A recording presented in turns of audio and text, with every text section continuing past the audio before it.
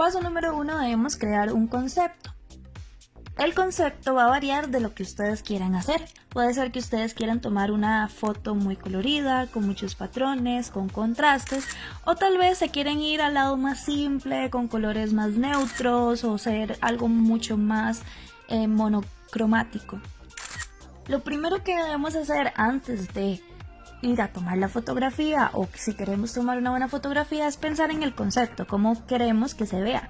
Entonces podemos hacer un boceto. Si vamos a trabajar con artículos que estén dentro de nuestra casa, podemos hacer un boceto con el papel y describir en qué posición se pueden encontrar cada uno de ellos, moverlos, borrar, volver a hacer un boceto nuevo hasta que ya estemos seguros de cuál es nuestro concepto y cómo queremos tomar nuestra fotografía. Como paso número 2 debemos elegir un formato.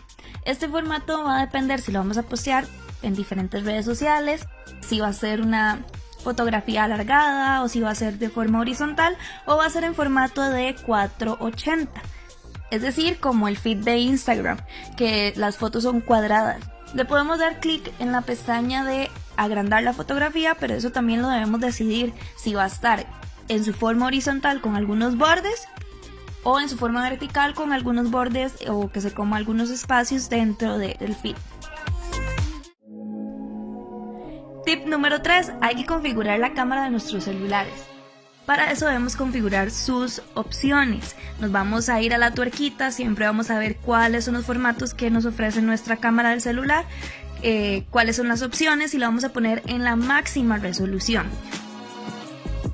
Si tengo la cámara en modo profesional, puedo manejar los settings por aparte. Entonces acá puedo manejar el enfoque, si quiero que sea centralizado o esté más abierto. Si me voy al ISO, el ISO es lo último que tenemos que manejar, porque el ISO es el que genera más ruido en la toma, el cual hace que nuestra foto se vea con menor calidad. Entonces es por eso que siempre debemos mantenerlo lo más bajo posible o el número más bajo posible. Esta S que dice 1 sobre algún número es la velocidad de captura. Con esta S podemos congelar imágenes si tenemos la velocidad muy alta.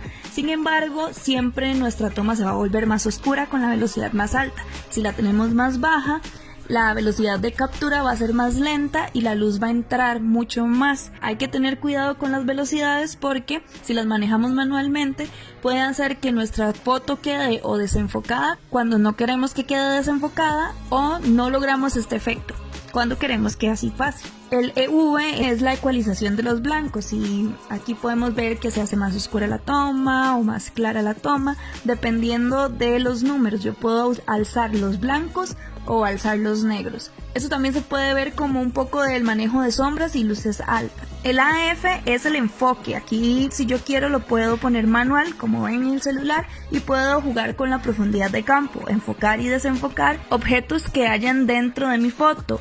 Puedo enfocar el objeto que está de primero en la toma y desenfocar el fondo, o al contrario.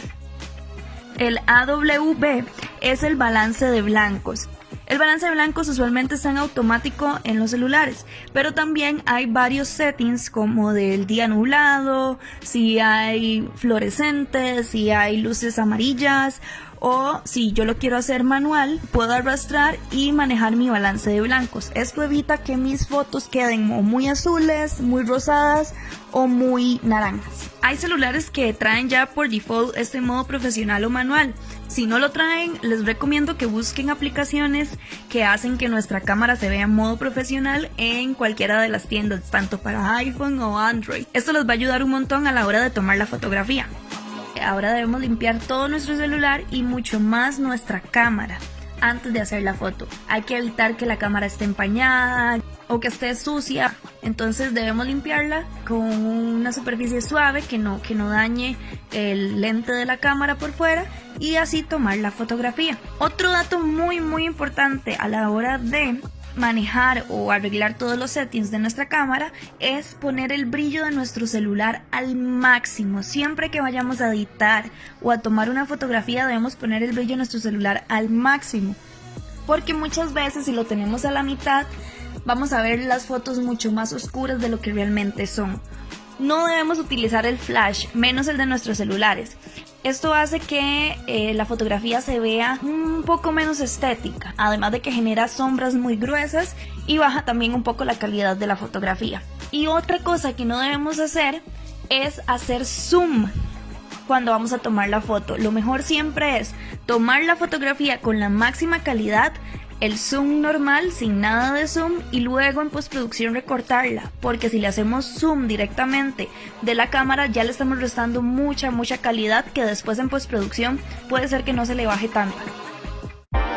Paso número 4, este es el que más me motiva. Debemos buscar la mejor luz. Y para esto tenemos una misión, debemos ir por toda nuestra casa a buscar la mejor luz y cómo esta luz se comporta. Por ejemplo, yo en mi casa tengo un lugar muy bonito en donde la luz pega directo y genera sombras muy duras, pero también hacen que en la mañana, cuando no está el atardecer, la luz entre muy sutilmente y sea más suave. Entonces, si yo quiero generar una fotografía en la tarde con estas sombras y demás, yo voy a esperar al momento correcto del día para estar lista, porque solamente tengo 20 minutos donde la luz es realmente fuerte. O si quiero hacer una toma de una fotografía más sutil con luces más suaves, lo hago en la mañana, no lo hago en la tarde porque la luz no me va a favorecer. Y buscar también y crear formas, colores o conceptos dentro de las diferentes áreas de mi casa.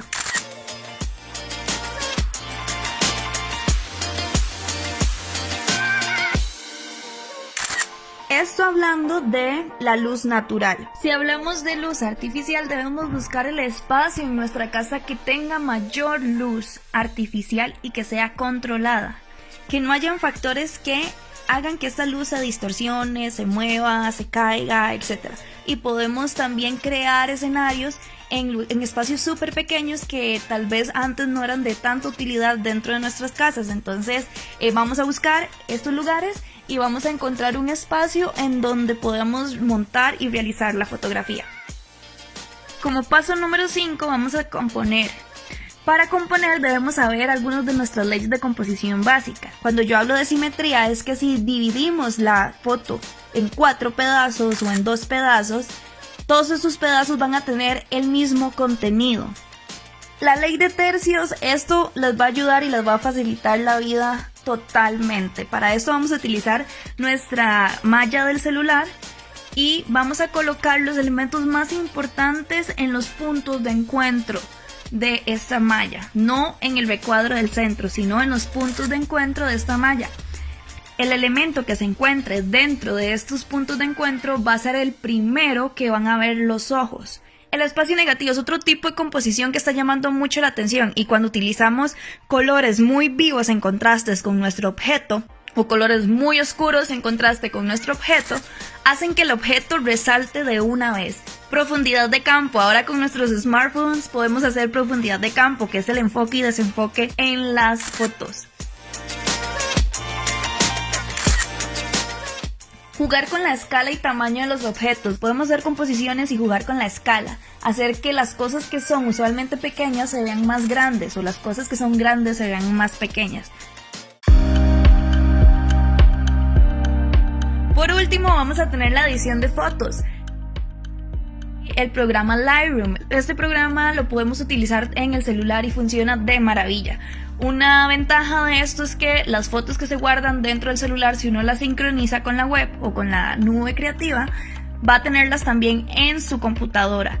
Podemos subir los contrastes, la exposición, jugar con los perfiles de color. Para una edición rápida de fotos para el celular funciona de maravilla. También tenemos otra herramienta de Google que se llama Snapseed, que se asemeja mucho a todas las herramientas que tiene también Lightroom y nos ayuda a manejar los efectos de la luz de forma muy separada, los efectos de color de forma muy separada y los filtros que nos ayudan también a resaltar esta edición de la fotografía. Yo les recomiendo que la edición siempre sea muy sutil. Es decir, que se vea muy limpia la foto y que la composición, la luz, a la hora de tomar la foto sea lo más importante, porque la edición va a ser nada más un complemento. Listo, ya sabes estos pasos básicos para crear fotos un poco más profesionales con tu celular, así que manos a la obra.